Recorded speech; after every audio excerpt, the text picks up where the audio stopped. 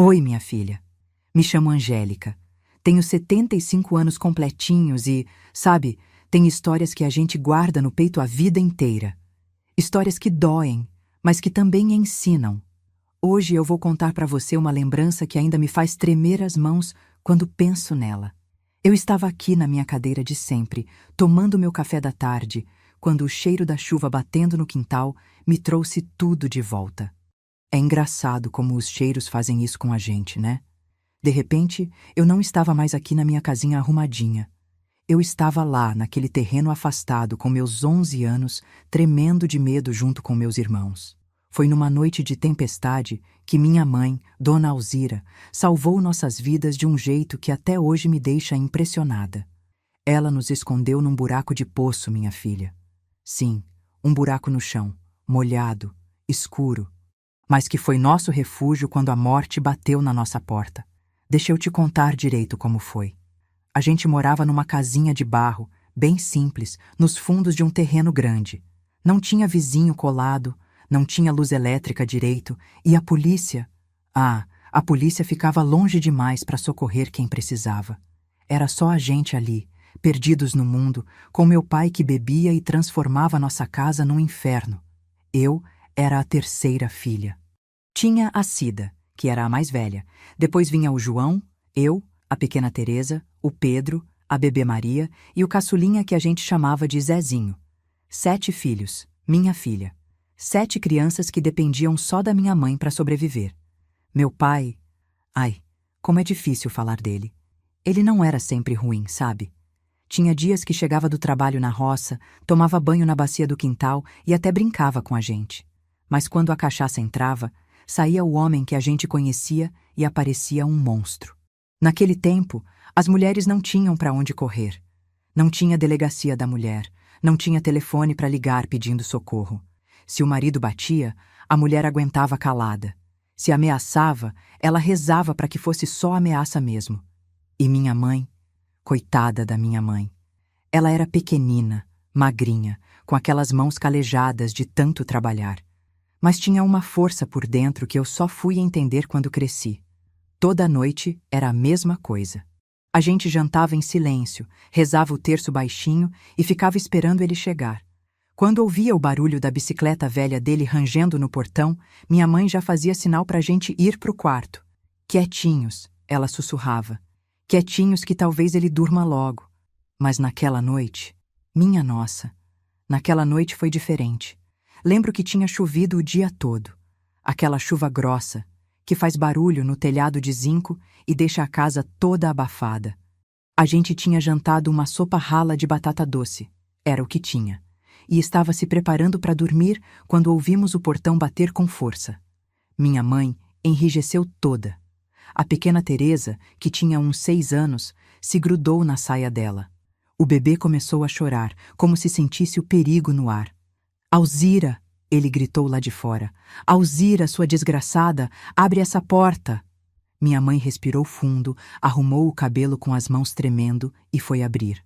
A gente ficou espiadinho pelo vão da porta do quarto.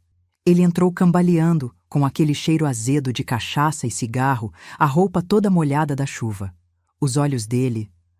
minha filha, os olhos dele estavam diferentes. Não era só a raiva de sempre, era algo pior. Você tá pensando em fugir de mim, né? Ele falou, apontando o dedo na cara dela.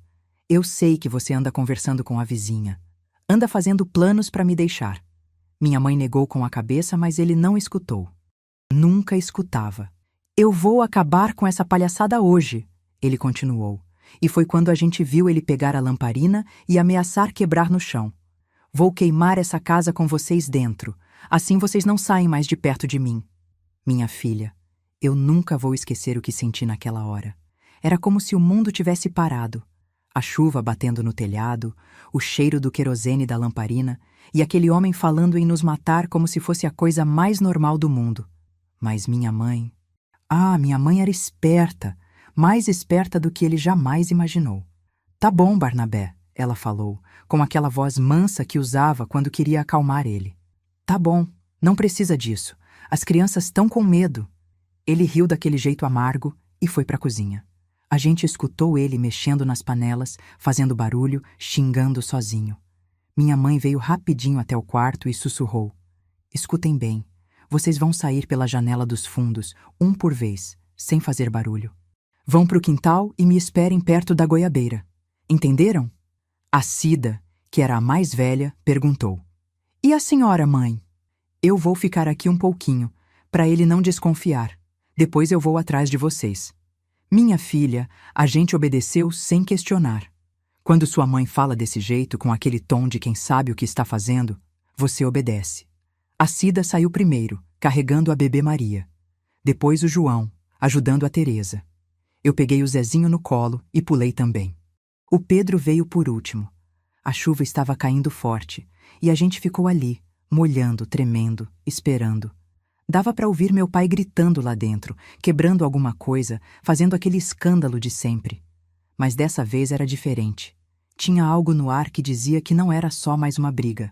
Foi quando minha mãe apareceu correndo, com uma lona velha debaixo do braço e aquele olhar determinado que eu conhecia bem. "Venham", ela disse. "Venham ligeiro." E nos levou para o fundo do terreno, onde tinha um buraco que meu pai havia começado a cavar anos antes.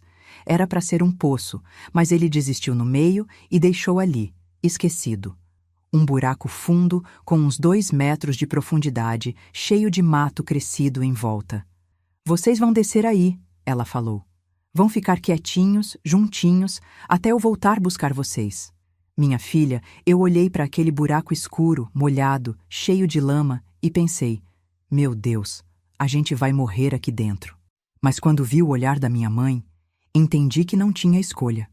Era aquilo ou coisa pior. A Cida desceu primeiro, depois ajudou a pegar as crianças menores. Eu desci tremendo, com o coração batendo tão forte que achei que ia sair pela boca. A lama estava fria, grudenta, e tinha um cheiro de terra molhada misturado com folhas podres. Minha mãe estendeu a lona por cima do buraco e colocou uns galhos secos por cima para disfarçar. Antes de cobrir completamente, ela se abaixou e disse: "Fiquem quietinhos, meus filhos. Não façam barulho nenhum, nem se ele vier aqui fora. Respirem devagar e se abracem para não sentir tanto frio. Eu vou dar um jeito nisso." E então ela cobriu o buraco. A gente ficou ali, no escuro completo, ouvindo a chuva pingando na lona e o barulho abafado das nossas próprias respirações. Minha filha, tem momentos na vida que marcam a gente para sempre. Aquela noite molhada, assustada, abraçada com meus irmãos no fundo de um buraco, foi um desses momentos. A gente não sabia se ia ver o sol nascer, se minha mãe ia conseguir nos tirar dali, se meu pai ia descobrir onde a gente estava. Mas sabe o que eu lembro mais forte de tudo? O cheiro da chuva na terra, o calor dos meus irmãos grudados em mim e a certeza de que minha mãe ia dar um jeito. Porque mãe sempre dá um jeito, não é mesmo? Essas lembranças doem, mas também curam. Se você gosta de histórias assim, minha filha, se inscreve no canal, tá bom? A gente precisa guardar essas memórias. Tem tanta coisa que as pessoas de hoje não sabem sobre o que a gente passou, sobre a força que as mulheres da nossa época tiveram que ter. Agora deixa eu tomar um golinho d'água aqui, que a garganta ressecou de tanto falar. Na próxima parte, eu vou contar para você o que aconteceu durante aquela noite longa no buraco e como minha mãe conseguiu salvar nossas vidas com uma coragem que ainda me impressiona. Minha filha, onde eu parei mesmo? Ah, sim. A gente estava no buraco, no escuro, ouvindo a chuva pingar na lona que minha mãe tinha colocado por cima. Sabe, tem coisas na vida que você só entende quando fica mais velha. Naquela época, eu era só uma menina de 11 anos, assustada, querendo que aquilo acabasse logo. Mas hoje, aos meus 75 anos, eu compreendo a inteligência da minha mãe. Ela sabia que se a gente saísse correndo dali, meu pai ia nos achar. E quando achasse, bem, melhor nem pensar. Então ela nos escondeu onde ninguém jamais pensaria em procurar. Num buraco abandonado, no fundo do quintal, debaixo da chuva. A primeira hora foi a pior. A gente estava encharcado, tremendo, e o bebê Maria chorava baixinho. A Cida, coitada, fazia de tudo para acalmar ela, balançando devagarinho, sussurrando coisas no ouvido dela. Mas bebê sente quando a mãe não está por perto, né? Eles sabem. Psiu Maria. Eu falava baixinho. A mamãe já volta. Ela só foi resolver uma coisa. Mas no fundo, minha filha, eu estava apavorada. E se meu pai descobrisse onde a gente estava? E se ele machucasse minha mãe? E se ela não conseguisse voltar para buscar a gente? O João, meu irmão, estava do meu lado, abraçado com a Teresa. Ele era o homenzinho da casa, sempre tentando proteger a gente. Angélica, ele sussurrou no meu ouvido. Será que a mãe tá bem? Eu não sabia o que responder. Como é que uma menina de 11 anos responde uma pergunta dessas? Então eu só apertei a mão dele e falei: Tá, João, a mãe sempre dá um jeito. Mas lá no fundo do peito, eu rezava. Rezava tanto que acho que até esqueci as palavras direito. Meu Deus, protege a mamãe. Não deixa ele fazer mal para ela. Não deixa ele descobrir onde a gente tá. Dali de dentro do buraco, a gente escutava tudo. O barulho da chuva, que às vezes diminuía, às vezes aumentava. E lá da casa chegavam os gritos do meu pai. Ele quebrava as coisas, xingava, batia nas paredes. Uma hora escutamos ele gritando: Alzira, onde vocês se meteram? Eu sei que vocês estão aí. Minha filha, quando a gente escutou isso, a gente se abraçou mais forte ainda. O coração da gente estava batendo tão alto que eu tinha medo dele escutar de longe. A pequena Teresa tremia tanto que os dentes dela batiam. Eu peguei ela no colo e cobri a boca dela com a minha mão, com cuidado, só para ela não fazer barulho sem querer. Quietinhos, eu sussurrava igual minha mãe fazia. Quietinhos. Passou um tempo, não sei quanto, porque criança não tem noção de tempo quando está com medo, e a gente escutou a porta da casa bater forte. Depois, silêncio. Será que ele tinha saído? Será que minha mãe estava bem? Foi quando a Cida falou baixinho. Vocês acham que a gente devia sair daqui? Não, eu respondi rápido demais. A mãe disse para ficar aqui até ela voltar. Se a gente sair e ele tiver só fingindo que foi embora. A Cida concordou. Ela era a mais velha, tinha uns 13 anos e já entendia melhor as coisas. É verdade, Angélica. A mãe sabe o que está fazendo. Mas, minha filha, quanto mais o tempo passava, mais difícil ficava. A lama do buraco estava grudando nas nossas roupas, nos nossos cabelos. A gente estava com frio, com fome e o pior, com medo. Aquele medo que vai subindo pela barriga e aperta o peito da gente. O pequeno Pedro, que tinha uns 4 anos, começou a chorar. Eu quero sair daqui, ele falava. Eu quero a mamãe. Eu também quero, Pedro, eu falei, fazendo carinho na cabeça dele. Mas a gente precisa ser corajoso. Lembra da história que a mamãe conta, do menino que se escondeu na caverna e salvou a família dele dos homens maus? Ele fez que sim com a cabeça, fungando o nariz. Então a gente é igual àquele menino. A gente está se escondendo para ficar seguro. Sabe, minha filha, naquela hora eu me senti crescida. Eu era só uma menina, mas estava cuidando dos meus irmãos menores, tentando ser forte por eles. É engraçado como as situações difíceis fazem a gente crescer antes da hora, né? Deve ter sido umas 2 horas da madrugada quando a gente escutou passos no quintal. Pisadas devagar, como de quem não quer fazer barulho. Meu coração disparou. Será que era meu pai? Será que ele tinha descoberto onde a gente estava? A gente ficou que nem estátua. Nem respirava direito. As pisadas pararam bem perto do buraco. A gente escutou alguém mexendo na lona, afastando os galhos. Meus filhos, veio a voz baixinha da minha mãe. Meus filhos, vocês estão aí? Minha filha, eu nunca vou esquecer o alívio que senti quando escutei aquela voz. Era como se o mundo tivesse voltado ao lugar. A Cida foi a primeira a responder. Mãe, a gente tá aqui. Ela afastou a lona e a gente viu o rostinho dela na penumbra. Tinha uma marca roxa no rosto, os cabelos despenteados, mas ela estava viva. Estava ali. Graças a Deus, ela sussurrou. Graças a Deus vocês estão bem. Mas ela não mandou a gente sair ainda. Sabe por quê? Porque minha mãe era esperta. Ela sabia que meu pai podia estar fingindo que havia dormido, esperando a gente aparecer. Ele tá dormindo, ela falou baixinho. Mas dormindo bêbado é diferente de dormir normal. Ele pode acordar a qualquer hora. Vocês vão ter que ficar aqui mais um pouquinho, só até clarear o dia. Ela tinha trazido uma mantinha velha e um pouquinho de água numa cuia. Tomem um golinho cada um, ela falou. E se cubram com isso.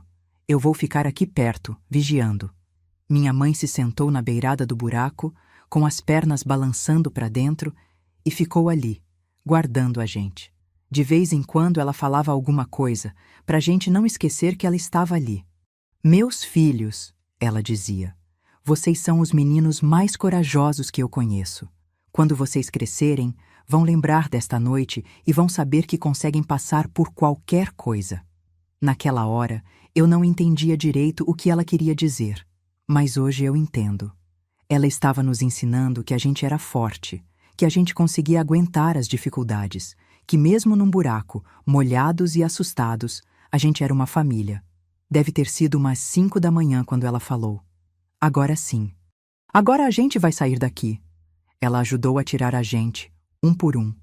Primeiro a bebê Maria, depois a Teresa, o Pedro, o Zezinho, eu, o João e, por último, a Cida.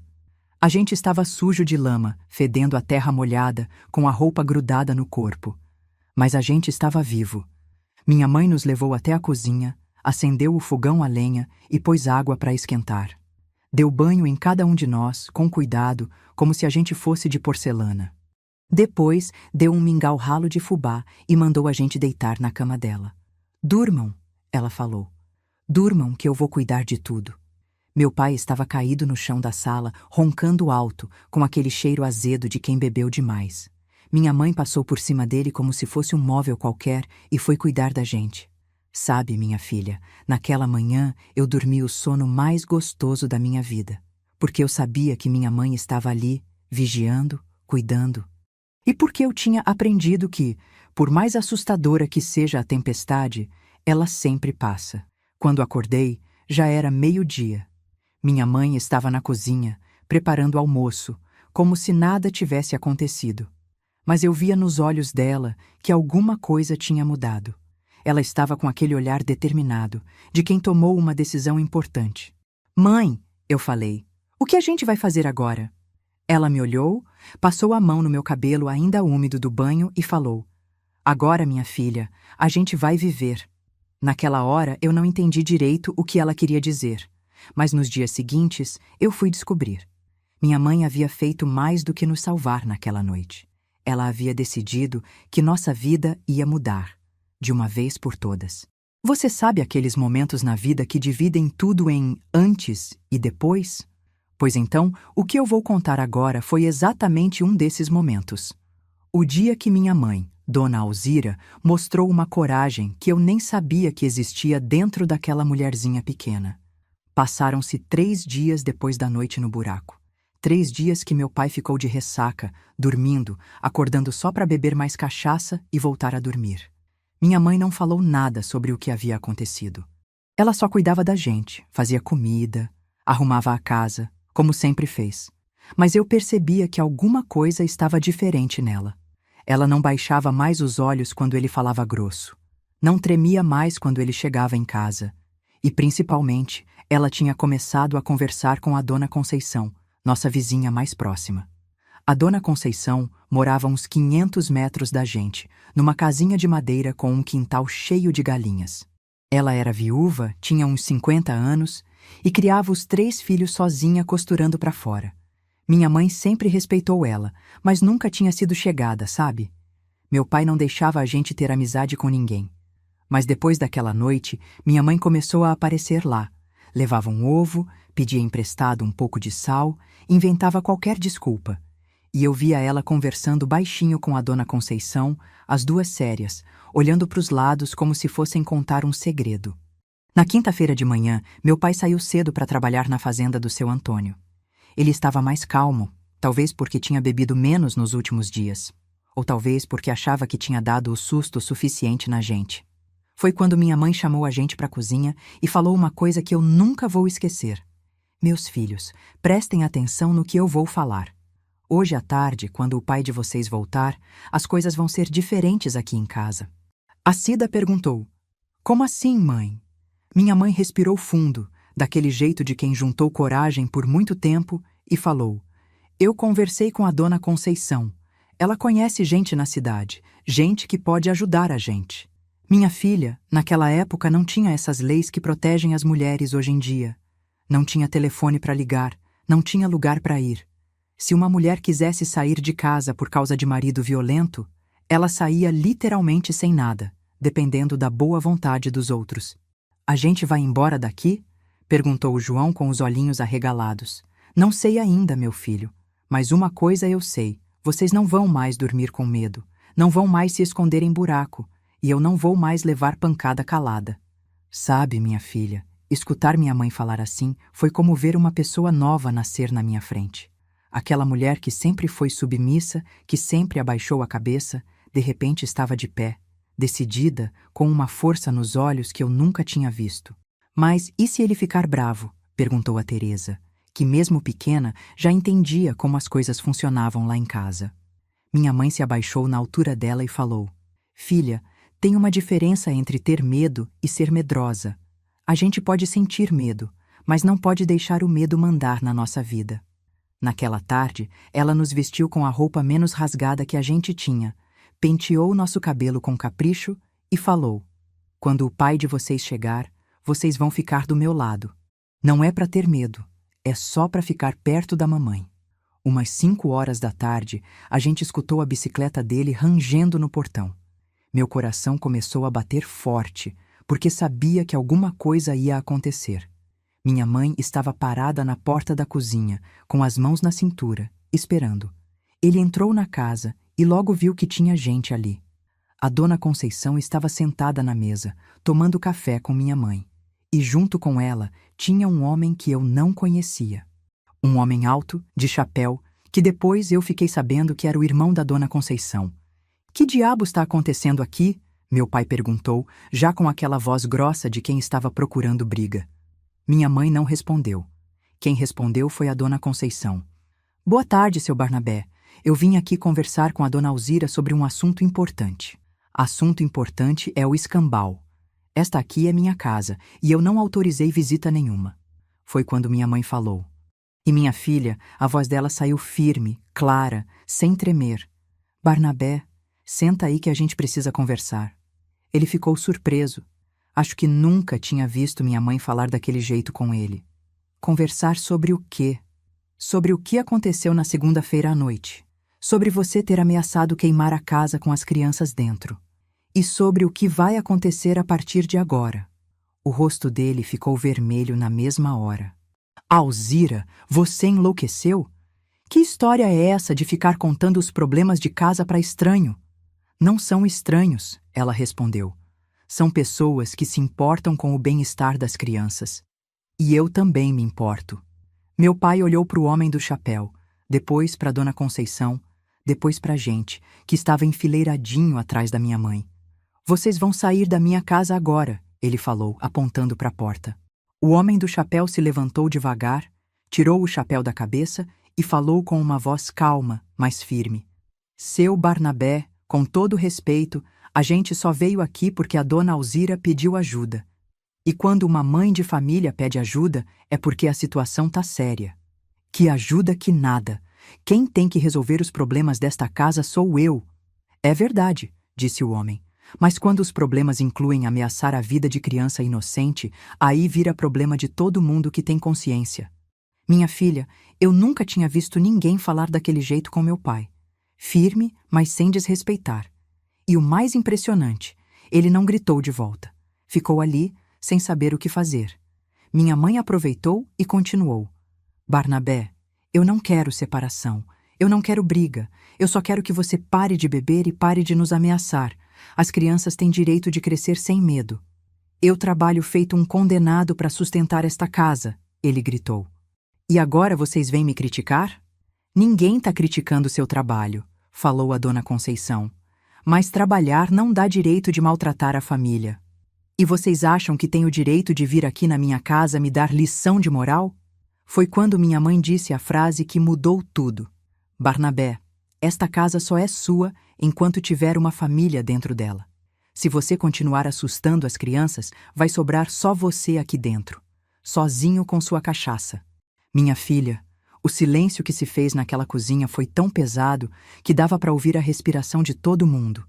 Meu pai olhou para minha mãe como se estivesse vendo ela pela primeira vez na vida. Você tá me ameaçando, Alzira? Não, Barnabé, eu tô te avisando. O homem do chapéu voltou a falar. Seu Barnabé, o senhor sabe que eu trabalho na delegacia da cidade. Eu vim aqui não como policial, mas como vizinho, como pessoa que se preocupa com família. Mas se for preciso, eu posso voltar aqui de outra forma. Meu pai entendeu o recado. Ficou ali, parado, olhando para todo mundo, sem saber o que falar. Depois sentou pesado na cadeira e botou a cabeça entre as mãos. Eu não sou um homem mau, ele falou, e pela primeira vez eu ouvi a voz dele tremer. Eu só não sei lidar com as coisas quando bebo. Minha mãe se aproximou dele, mas não chegou muito perto. Então pare de beber, Barnabé. Pelos seus filhos, por você mesmo.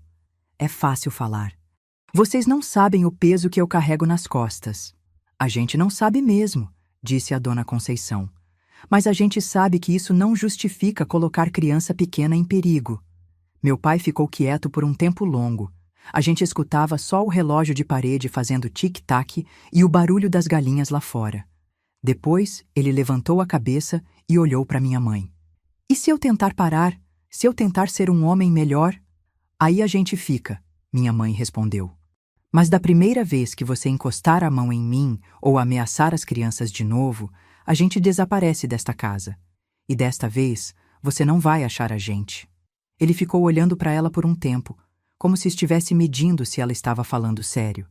E deve ter visto alguma coisa no olhar dela que o convenceu, porque balançou a cabeça e falou: Tá bom, Alzira. Vou tentar. O homem do chapéu colocou o chapéu de volta e falou: Seu Barnabé, eu vou passar aqui de vez em quando, só para ver como estão as coisas. E se precisarem de alguma coisa, é só mandar recado lá com a dona Conceição. Depois que eles foram embora, ficou só a nossa família na cozinha.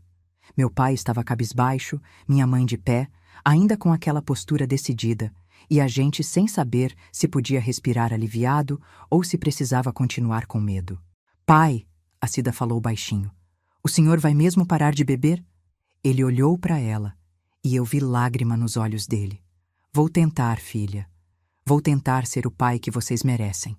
Naquela noite, minha filha, pela primeira vez em muito tempo, a gente jantou em paz. Meu pai não bebeu nenhuma gota de cachaça. E minha mãe? Minha mãe estava diferente. Ela tinha descoberto que tinha uma força dentro dela que nem ela mesma conhecia. Claro que não foi fácil. Não foi do dia para a noite que tudo mudou. Mas aquele foi o dia que minha mãe deixou de ser vítima e virou a dona da própria vida. E a nossa também. Se eu pudesse te contar que daquele dia em diante tudo virou um mar de rosas, seria mentira. E mentira eu não conto. A vida real não é assim, não é mesmo? As pessoas não mudam da noite para o dia, por mais que a gente queira acreditar. Meu pai conseguiu ficar sem beber por quase 2 meses. 2 meses que foram os melhores da minha infância. Ele chegava do trabalho, tomava banho, jantava com a gente, até ajudava a Cida com as lições da escola. Nos domingos, levava a gente para pescar no córrego. Minha mãe sorria de novo, cantarolava enquanto cozinhava. Eu cheguei a pensar, pronto, agora a gente vai ser uma família normal. Mas a vida, a vida tem dessas, né? Às vezes ela te dá um gostinho de felicidade, depois vem e balança tudo de novo. Foi num sábado de tarde. Eu lembro porque tinha acabado de chover, e o cheiro de terra molhada estava forte no ar. Meu pai tinha ido na venda do seu Zé comprar querosene para lamparina. Disse que voltava logo. Quando ele não chegou na hora do jantar, minha mãe ficou preocupada. Será que aconteceu alguma coisa? Ela falava, olhando para a porta de 5 em 5 minutos. A Cida sugeriu: Mãe, a gente não devia mandar o João dar uma espiada na venda? Mas antes que minha mãe respondesse, a gente escutou vozes lá fora. Vozes altas, de homem. E uma delas era a do meu pai. Alzira, ele gritou lá do portão. Alzira, vem cá que eu quero falar com você. Minha mãe fechou os olhos, respirou fundo e falou baixinho. Meu Deus, não!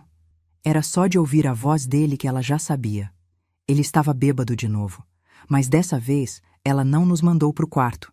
Dessa vez, ela falou: Cida, pega as crianças menores e vai para o quarto da Dona Conceição. Angélica e João ficam comigo. Mas, mãe... Vai, Cida. Leva eles e não volta aqui enquanto eu não for buscar.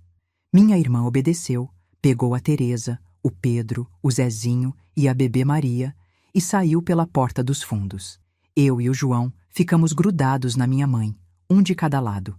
Meu pai entrou cambaleando e junto com ele veio o Joaquim da Silva, um homem que bebia na mesma bodega que ele. Os dois estavam com aquele olhar vidrado de quem passou a tarde toda enchendo a cara. Alzira, meu pai falou, apontando o dedo torto para ela. Esse aqui é meu amigo Joaquim e ele me contou uma coisa muito interessante. Minha mãe não respondeu.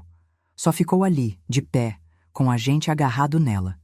Ele me contou que você anda falando mal de mim pros outros, que você anda contando que eu bato em você, que eu sou um péssimo marido.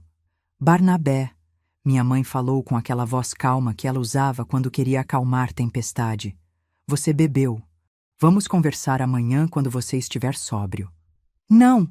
Ele gritou, batendo o punho na mesa. Nós vamos conversar agora, na frente da minha família e do meu amigo.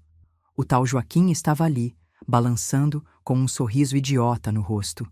É isso aí, Barnabé. Mulher tem que saber o lugar dela. Minha filha, quando minha mãe ouviu isso, eu vi uma coisa nos olhos dela que nunca tinha visto antes. Não era medo, não era raiva. Era decepção. Uma decepção profunda, como se alguma coisa tivesse morrido dentro dela naquele momento. Barnabé, ela falou, você prometeu. Prometi o quê? Você prometeu que ia parar de beber. Você prometeu que ia ser um homem melhor pelos seus filhos. Ele riu daquele jeito amargo que eu conhecia bem.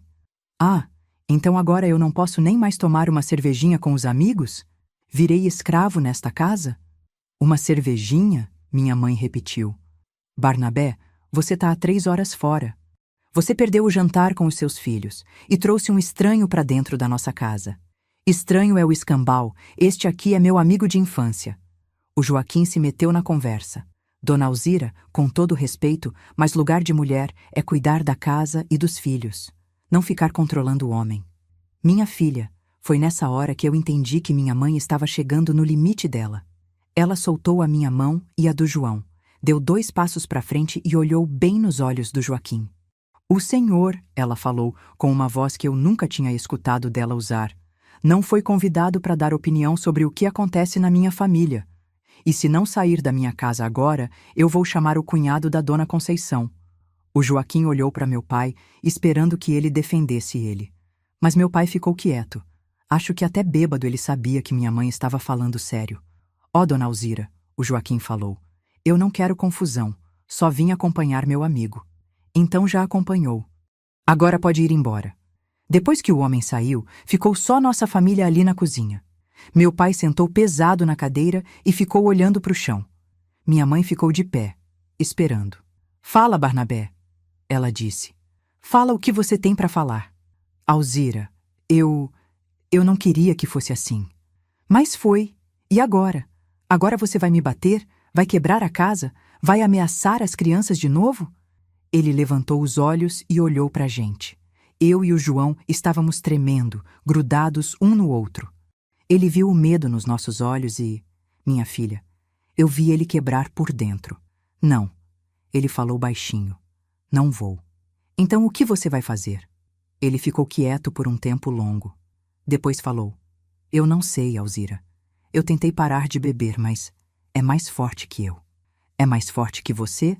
Ou você não quer parar de verdade? Eu quero. Eu juro que quero. Mas quando eu vejo os outros homens bebendo, quando eles ficam me chamando de dominado por mulher, Você escolhe eles no lugar da sua família. Minha filha, foi nessa hora que eu entendi uma coisa que me marca até hoje. Meu pai não era só um homem violento. Ele era um homem fraco. Fraco demais para enfrentar os próprios problemas. Fraco demais para fazer as escolhas certas. Fraco demais para ser o pai que a gente precisava. Alzira, ele falou, me dá mais uma chance. Minha mãe olhou para ele por um tempo longo. Depois olhou para mim e para o João. Depois voltou a olhar para ele. Barnabé, quantas chances você acha que uma pessoa pode dar? Só mais uma. Eu prometo que... Não, ela cortou ele. Não prometa mais nada. Suas promessas não valem nada. Ele ficou de cabeça baixa, como um menino que aprontou alguma coisa. Então você vai me deixar? Eu não vou te deixar, Barnabé. Você que escolheu a cachaça no lugar da família. Eu só vou aceitar a sua escolha.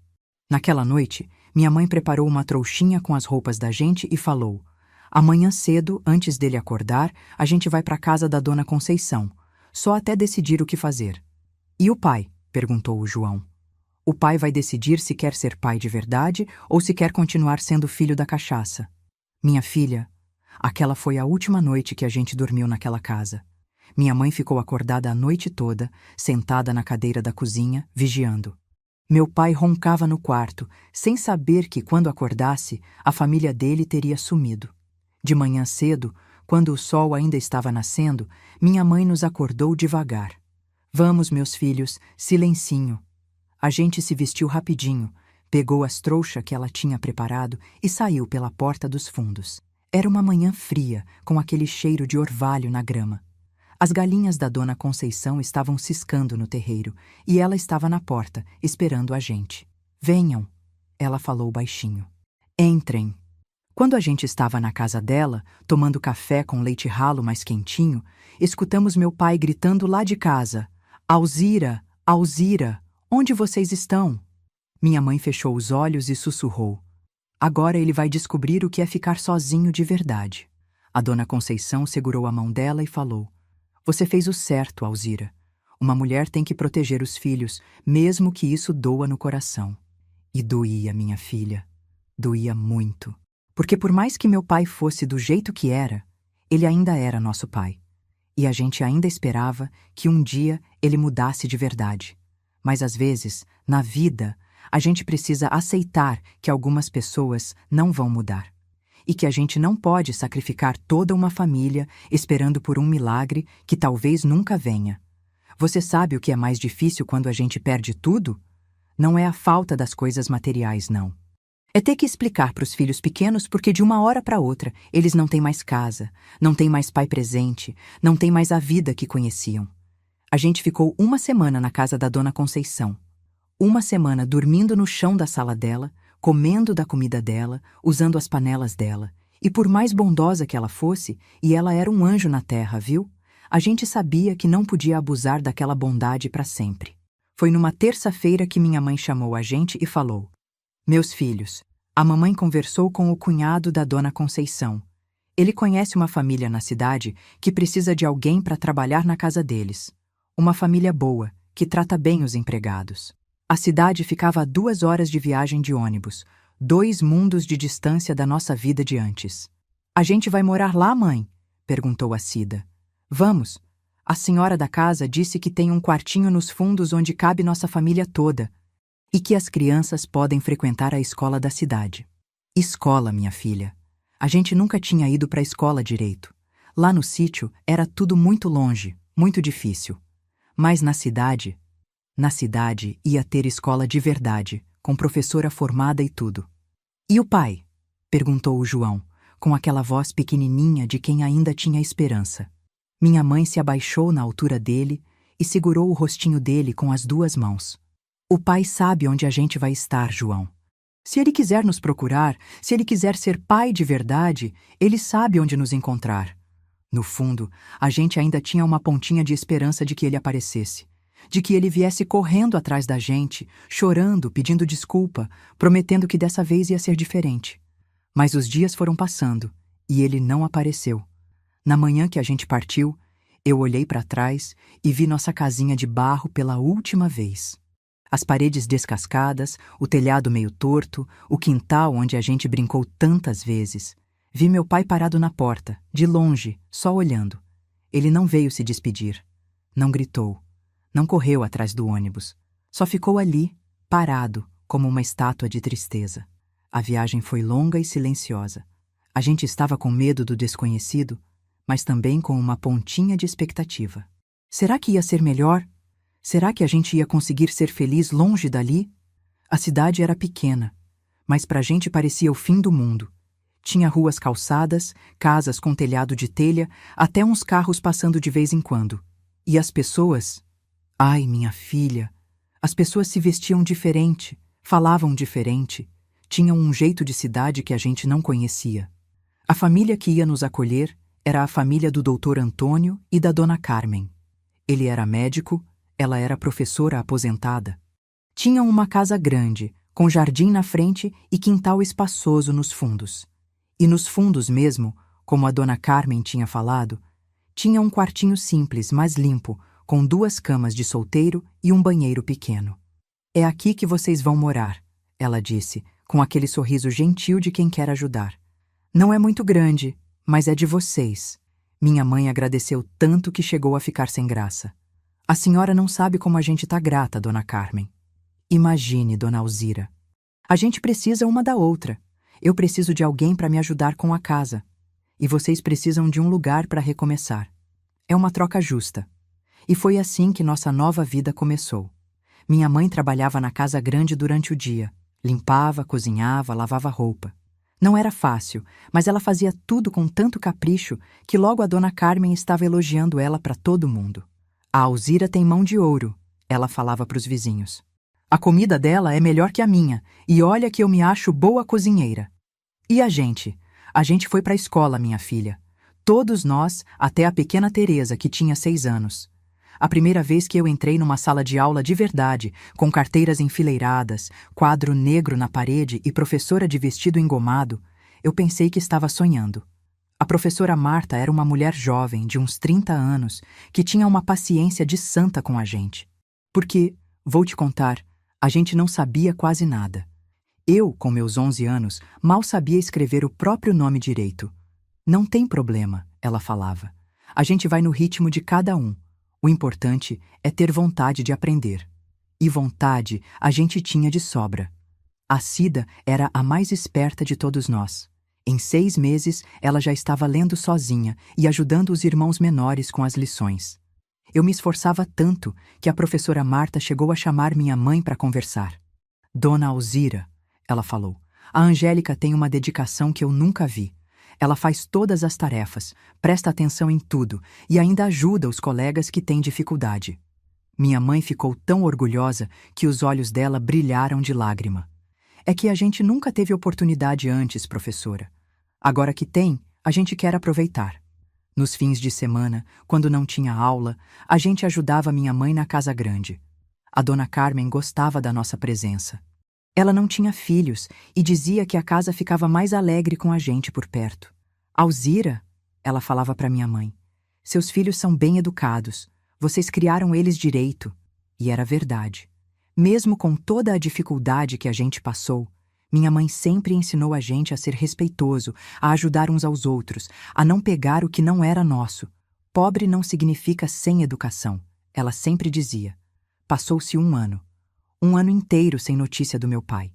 A gente ainda falava dele de vez em quando, mas já não era com aquela expectativa de que ele ia aparecer.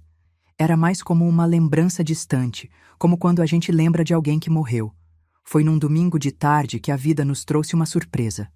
A gente estava brincando no quintal quando a Dona Conceição apareceu na casa da Dona Carmen. Ela tinha vindo à cidade resolver uns papéis e aproveitou para nos visitar. Como vocês cresceram, ela falava, abraçando cada um de nós. E como estão bonitos, bem cuidados.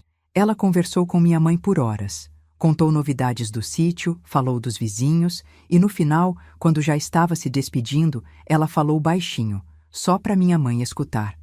Alzira, o Barnabé vendeu a casa, juntou o dinheiro, comprou uma passagem e foi embora. Ninguém sabe para onde. Minha mãe ficou quieta por um momento. Depois perguntou. Ele perguntou da gente? Perguntou. Queria saber se eu sabia onde vocês estavam. Eu disse que sabia, mas que não ia contar.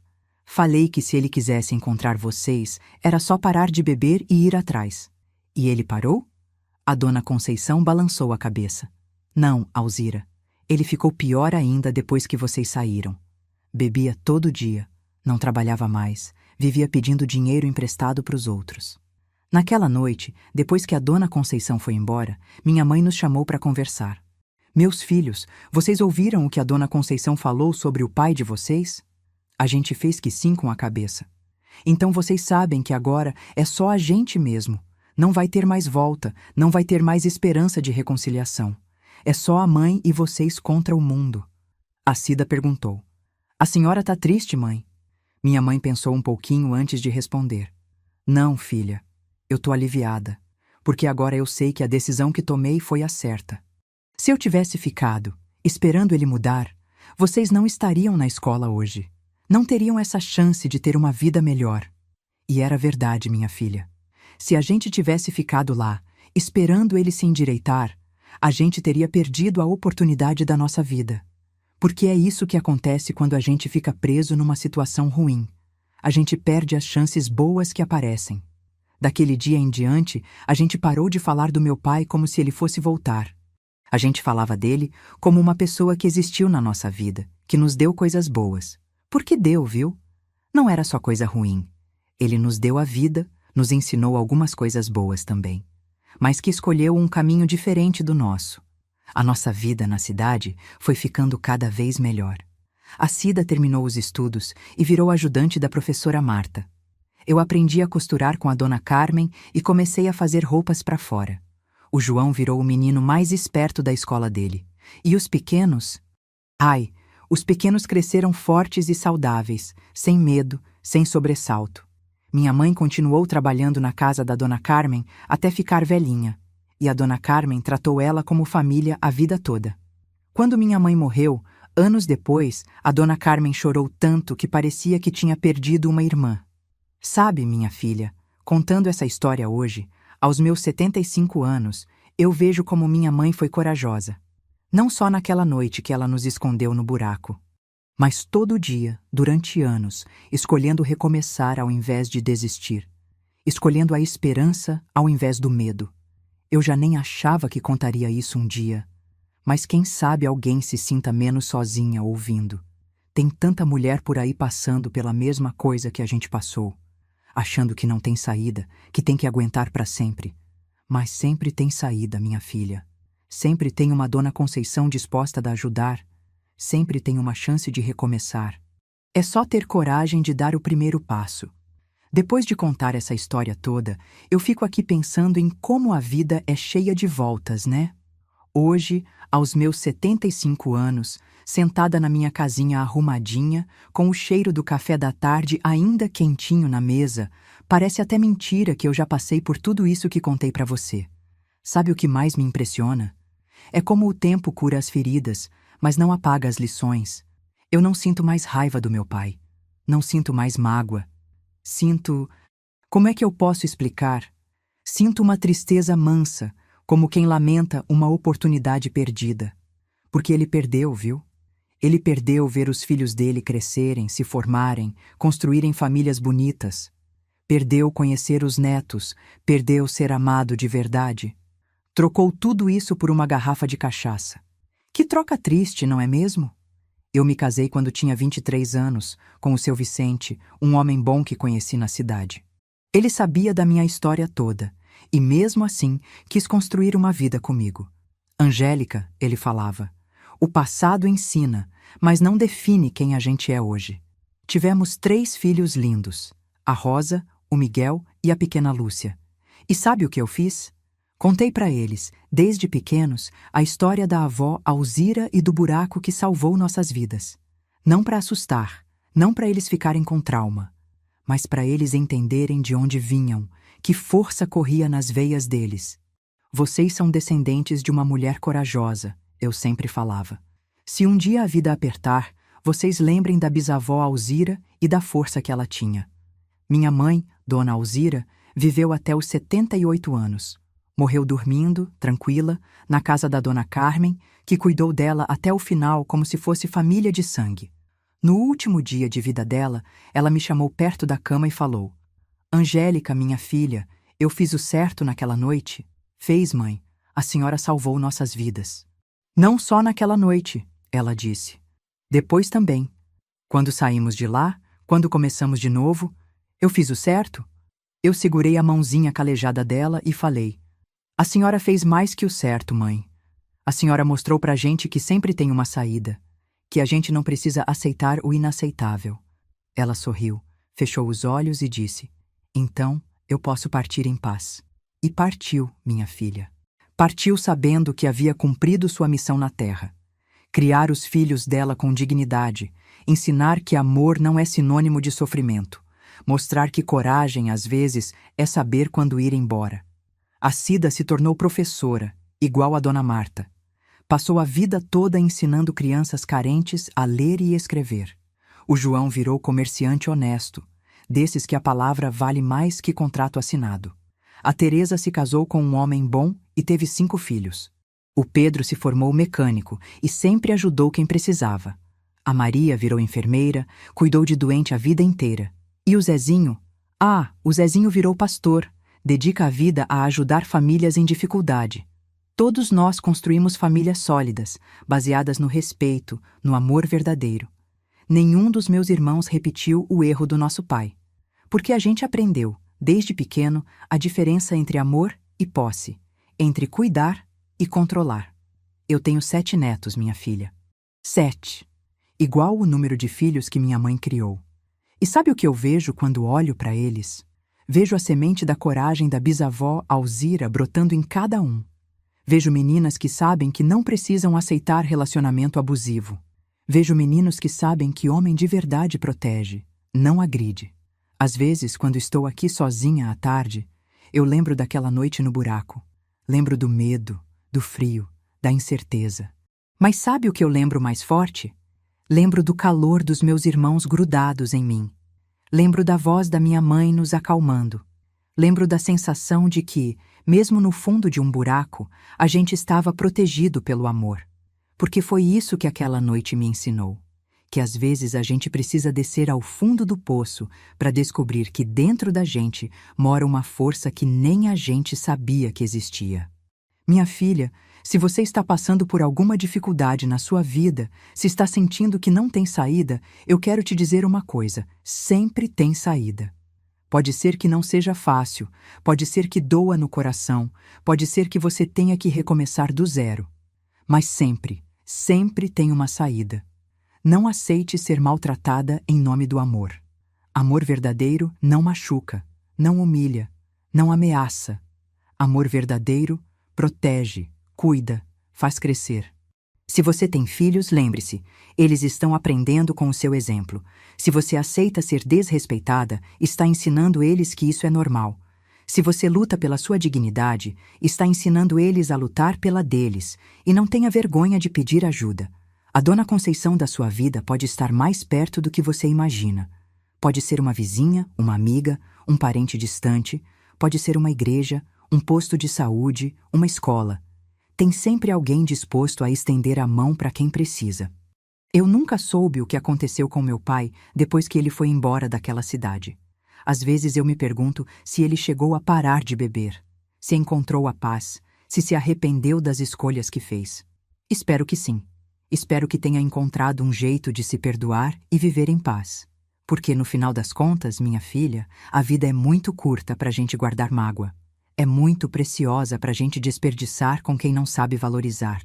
Hoje, quando vejo meus netos brincando no quintal, quando escuto eles rindo alto, sem medo, sem sobressalto, eu agradeço a Deus pela coragem que minha mãe teve naquela noite de tempestade. Se ela não tivesse nos escondido naquele buraco, se ela não tivesse tido a força de recomeçar, eu não estaria aqui hoje, contando essa história para você. Meus filhos não teriam nascido, meus netos não existiriam, e toda essa rede de amor que a gente construiu não teria florescido. É isso que me dá certeza de que ela fez o certo. Não só pelas vidas que salvou naquela noite, mas pelas vidas que nasceram depois, pelas famílias que se formaram, pelo amor que se multiplicou. O buraco que nos escondeu naquela noite se transformou, com o tempo, no alicerce da nossa felicidade. Porque foi lá que a gente aprendeu que, juntos, a gente consegue passar por qualquer tempestade. Pausa para tomar o último gole de café.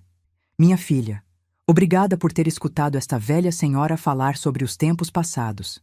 Às vezes eu acho que as histórias da nossa geração vão se perder no tempo, que os jovens de hoje não vão entender o que a gente passou. Mas talvez seja importante mesmo contar. Talvez alguém, em algum lugar, esteja precisando escutar que é possível, sim, sair do fundo do poço. Que é possível recomeçar. Que é possível, sim, ser feliz depois de tanta dor. Se você chegou até aqui, se escutou toda a minha história, é porque tem algo no seu coração que ressoa com o que eu contei. Pode ser que você esteja passando por dificuldades, pode ser que conheça alguém que está. Ou pode ser que você, como eu, acredite na força que mora dentro de cada um de nós. Seja qual for o motivo, eu fico grata. Grata por você ter dado ouvidos a uma história que eu guardei no coração por tantos anos. E lembre-se sempre, por mais fundo que seja o buraco, por mais escura que seja a noite, sempre amanhece. E quando amanhece, a gente descobre que é mais forte do que imaginava. Que Deus abençoe você e sua família, minha filha. E se um dia você precisar de força, lembre da Dona Alzira e do buraco que salvou 7 vidas numa noite de tempestade. Sorri e acena pela janela. Um abraço desta sua velha amiga, Angélica.